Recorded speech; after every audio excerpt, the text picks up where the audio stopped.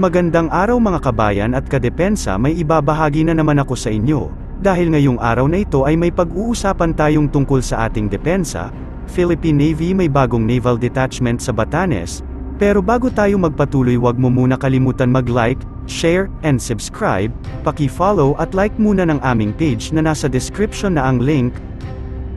Pinasinayaan ng Philippine Navy nitong Miyerkules ang bagong itinayong naval detachment sa Mavoles Island sa Itbayat, Batanes. Ang pagkilala at pag-activate ng Naval Detachment Mavoles sa panahon ng seremonya ng inaugurasyon ay sumisimbolo sa pangako na itaguyod ang batas at kaayusan sa dagat habang pinangangalagaan ang ating mga teritoryong maritime, sabi ng Navy sa isang pahayag. Nakikita ng Navy ang detachment bilang isang estratehikong papel sa seguridad dahil ito ay matatagpuan sa pinakahilagang dulo ng bansa. Ayon sa Navy, ang Naval Detachment Mavoles ay nakahanda na gampanan ang isang mahalagang papel sa pangangalaga sa katubigan ng ating bansa at sa pagprotekta sa ating mga interes sa dagat. Dumalo sa okasyon si Senator Francis Tolentino, kasama ang mga opisyal ng militar at lokal na pamahalaan.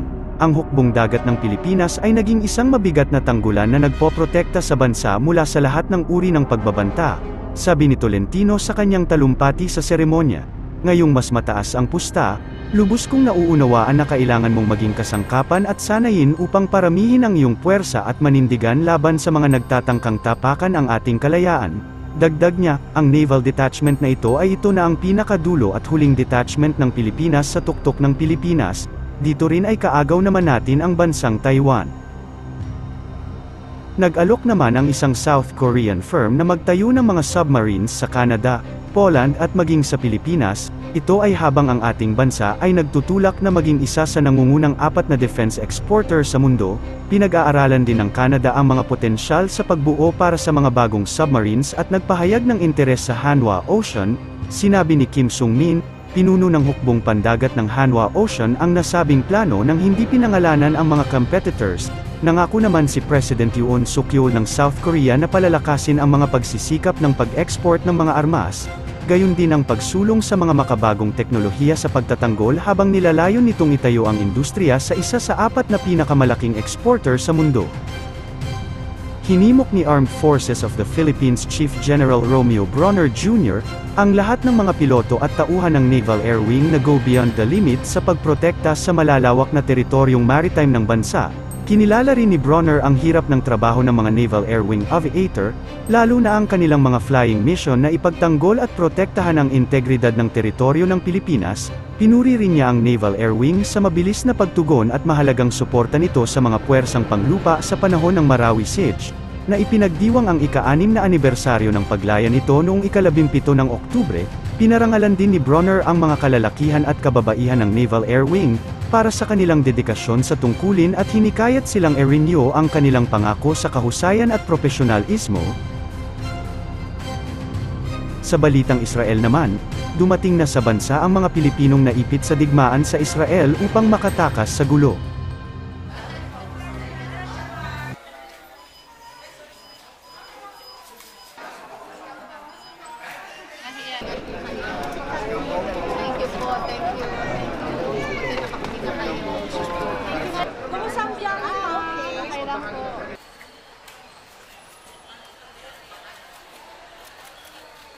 Kaming mga pinipare. Actually, salamat po sa DMW. Livelihood, ito specify talaga ni Pangulo sa aming pagtulong. Bilang pagmatagalang tulong, ay yung livelihood ay isa sa ayon. So, initially, ay magbibigay po ng cash assistance, and then may assistance rin po.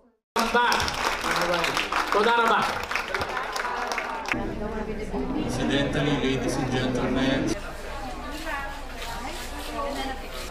Kaya may visa darating. Oo, may pinapalihan. Sa amin po, medyo okay naman po sa Haifa kasi medyo malayo po kami sa border.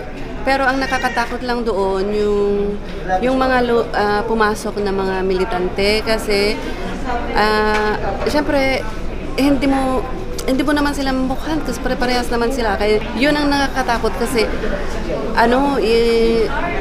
yung sinasabi nila na intifada na kung sino-sino lang na lang sasaksakan nila. Yun ang nakakatakot doon. hindi na po naging normal po eh. Yung takot po kasi na baka makarating sa amin yung mga Hamas.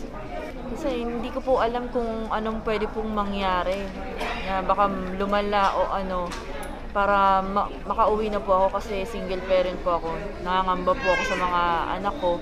Saka para po kung sakali, hindi mahirapan ng gobyerno na mag-repatriate ng sabay-sabay ng mga Pilipino po doon. May narinig po kaming bomba, tapos nagsirena po agad. So, yun po, may dala-dala po akong baby. So, tatakbo kami sa bomb shelter. Yun po, kaya, so, mga past years, nararanasan ko naman po yun, pero hindi siya ganun katindi. Pero ngayon po na may baby din po ako, yun po yung medyo scary po para sa akin. Ang effect po sa amin is hindi po kami makakain na maayos, hindi po kami makatulog ng maayos at hindi makapagtrabaho ng maayos. Kaya nag-decide na po kaming umuwi para i-save na po yung mga sarili namin sa mental health. Hindi lang po sa mga racket or sa mga terrorist, kundi yung mental health po namin yung una namin inisip at saka yung mga pamilya po namin na nag-aalala po sa amin dito sa Pilipinas. Nag-decide na po kami, ma'am, at nag-iwan po kami ng resignation sa employer namin agad-agad nung nabalitaan po namin ang repatriation.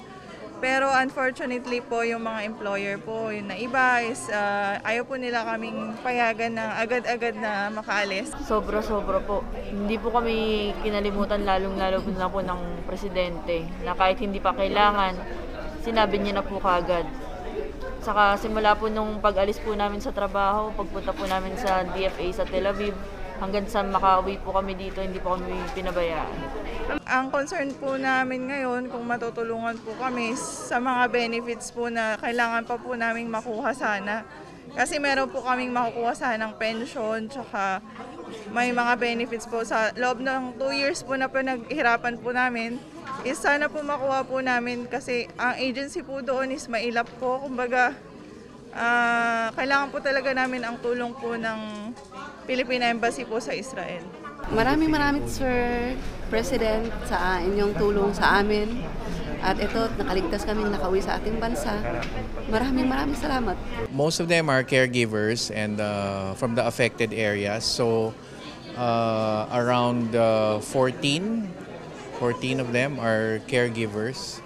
And the rest, around in this group, maybe 2 are hotel workers. Most of them got their finished contracts, but some of them need to have their final insurance claims, benefits, entitlements upon return. So meron naman tayong 2 lawyers doon na nagsasagawa, one from DMW, one from OWA, na got their documentation, special powers of attorney, and nagkaroon ng kumbaga in-entrust sa 2 lawyers natin na i-pursue yung claims nila. Sa Gaza is a DFA matter kasi most of them, if not all of them, are non-OFWs. So alam natin na may 137 doon at sinasagawa naman out of the Philippine Embassy in Amman, Jordan. Sinasagawa naman yung pagpapauwi nung mga taga-Gaza na Pilipino.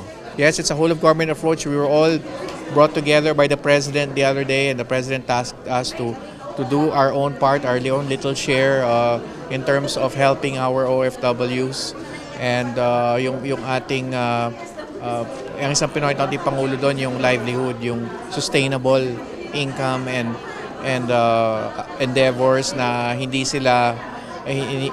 kailangang umasa sa financial assistance lamang. So yung pangmatagalan na solusyon. Merong mga financial assistance sa Sanib Puwersa and DMW at OWA, cash assistance up to around 100,000 pesos. And then merong livelihood from the National Reintegration Center for OFWs. And merong DSWD, we're so thankful to SecRex. And merong silang assistance to individuals in conflict situations and livelihood at psychosocial counseling. DOH, SecTed, Herbosa, may mental wellness, psychosocial counseling aside from yung physical check-up that they just went through and will go through eventually. And then TESDA, DG Mangudadatu naman nag-provide ng mga vouchers and other forms of assistance.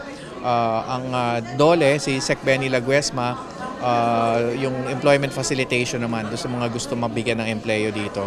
Sa OWA, of course, may mga sariling scholarship programs for the children. At tayo rin tutulungan din natin yung mga anak ng mga nanunumbalik. Well, meron tayong hotlines, yung 1348 hotline plus 632 kung nasa ibang bansa. Meron na contact info sa Facebook page ng MWO, Migrant Workers Office Israel, at sa Philippine Embassy ng Israel.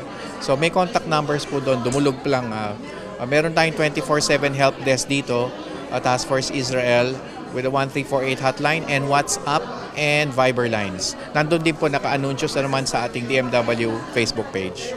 Manalig po kayo na ang inyong pamahalaan ay nandirito ayon sa liderato ng ating mahal na Pangulo, Pangulong Ferdinand Romualdez Marcos Jr. and tayo naman ay magkakaroon ng pag-monitor sa situation on the ground, yung 1348 hotline natin, yung sa repatriation natin with the Overseas Workers Welfare Administration, tutugunan po natin, wala pa kayong gagastusin isang kusing at bibigyan pa namin kayo ng financial assistance at ang tulong para sa empleyo, sanib puwersa with other government agencies, DSWD, DOH, DOLE, TESDA, DFA.